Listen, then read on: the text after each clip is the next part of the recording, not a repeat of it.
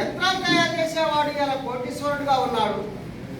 ప్రపంచానికి అన్నం పెట్టే రైతు ఇలా ఆకలితో అప్పులతో దినదిన గండంతో బతుకుతా ఉన్నాడు. ఏం బతుకు ఏం బతుకన్నా ఈ రైతు బతుకు, ఈ బతుకు నేను బతుకను. ఏం బతుకు ఏం బతుకన్నా ఈ రైతు బతుకు, ఎందుకంతా ఈనమయ్యేదో.